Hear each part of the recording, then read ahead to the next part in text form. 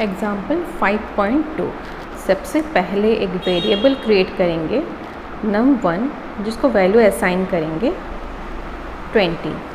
तो यहाँ पे पाइथन क्या करता है, वो एक ऑब्जेक्ट क्रिएट करता है 20 जिसे मेमोरी में स्टोर करके रखता है।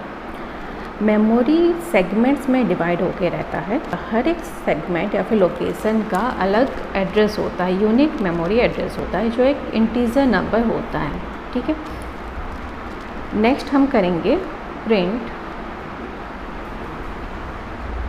आईडी ऑफ num1 की आइडेंटिटी क्या है, num1 जिस ऑब्जेक्ट को पॉइंट कर रहा है उस लोकेशन की आइडेंटिटी या फिर उस लोकेशन का memory address. Okay,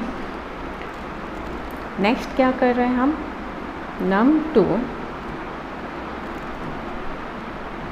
equal to 30 minus 10।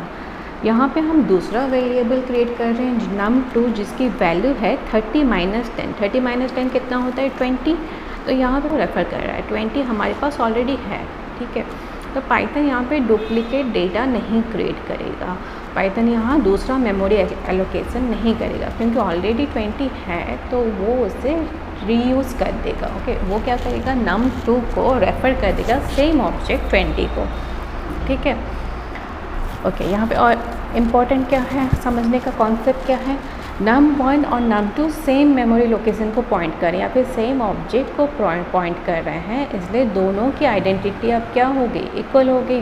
तो जब मैं num2 की आइडेंटिटी प्रिंट करूँगी तो सेम आउटपुट आना चाहिए, num1 की आइडेंटिटी और num2 की आइडेंटिटी सेम होनी चाहिए। ओके, प्रिंट करके देखते हैं आईडी num2। ओके, रन करेंगे, देखिए यहाँ पे आईडी दोनों का सेम है। ठीक है, और एक चीज़ यहाँ पे याद रखिए, ज़रूरी नहीं है कि अगर दोनों वेरिएबल की वैल्यू सेम है तो उनकी आइडेंटिटी भी सेम हो। ठीक है, जनरली पाइथन में स्मॉल वैल्यूज़ के लिए, स्मॉल वैल्यूज़ जैसे कि -5 से 256 के लिए पाइथन डुप्लीकेट रिकॉर्ड क्रिएट नहीं करता है। ओके, बट ऐसे बहुत सारे केसेस हैं जब दोनों वेरिएबल की वैल्यू सेम भी होती है बट उनका मेमोरी एलोकेशन अलग अलग होता है, उनके लिए दो डिफरेंट ऑब्जेक्ट्स क्रिएट किए जाते हैं। तो उस तरह के केसेस के लिए आइडेंटिटी डिफरेंट हो जाएगी।